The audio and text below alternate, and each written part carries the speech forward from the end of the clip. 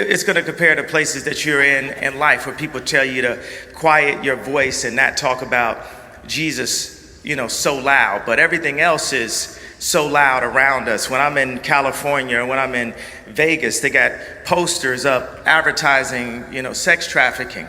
Because if there's an advertisement for a strip club, that is advertising sex trafficking, because at the end of the night, when they close up, the manager says, how much traffic do we have?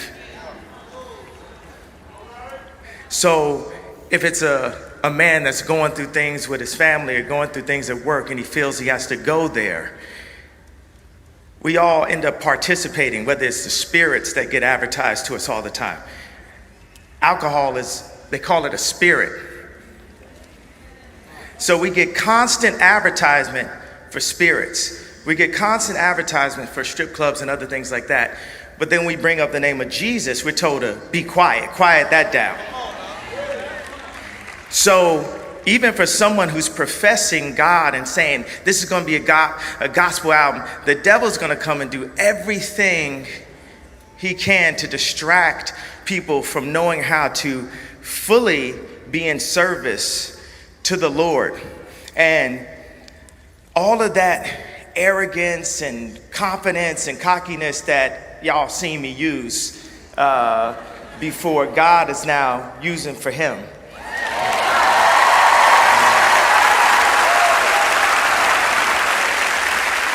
Because every time I stand up, I feel that I'm standing up and drawing a line in the sand and saying, I'm here in service to God, and no weapon formed against me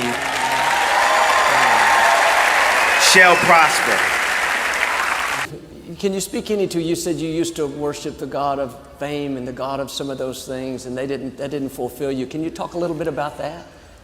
Yes, because it's presented to us on TV. There's a rumor I heard where someone had sat down with Sammy Davis Jr. And this is no, knock to his family, but I want to use a specific name that we know of because it's a celebrity name. We have these icons, we use it. And he leaned in and said, Satan is as powerful as God. And that is the mentality that people have a lot of times when they're in service to fame, money, manpower. You start to feel like Satan is the most powerful. And you start to feel like if you service God, that in life, it means you will not prosper. And the only way to prosper is in service to fame. And it's like the devil stole all the good producers. The devil stole all the good musicians, all the good artists, all the good designers, all the good business people, and said, you got to come over and work for me. And now the trend, the shift is going to change. Jesus has won the victory.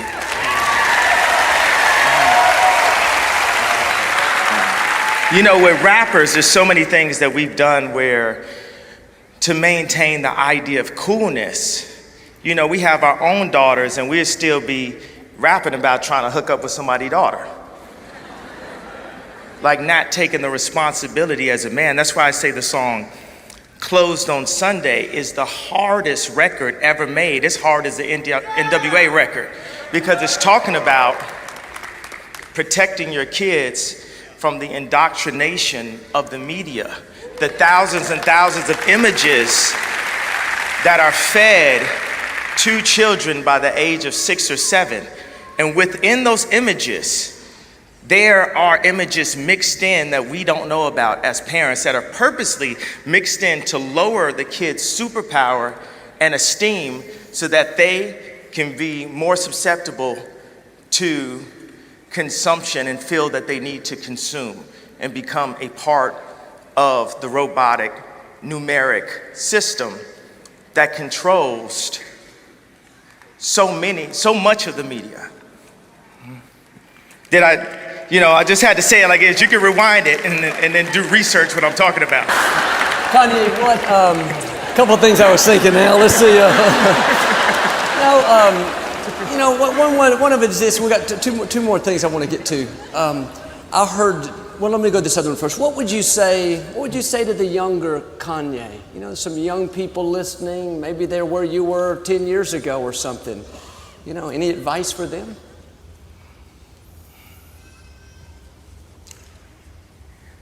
You know,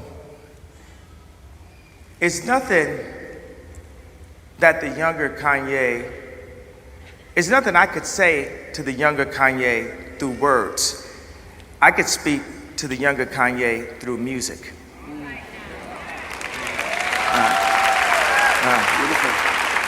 So we on they neck. This music don't come every month. We dropping that heat. We in the studio. God is strengthening our hands. We have writers. We have producers. We taking all the most fire producers and bringing them back to God.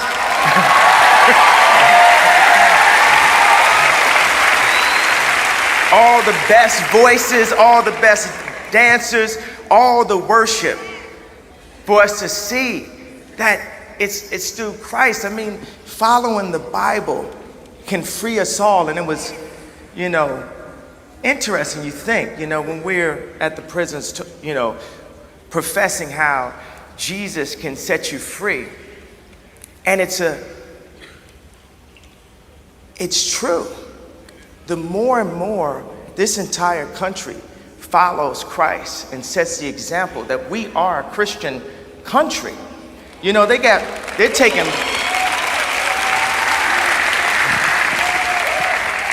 attempting to take prayer out of schools.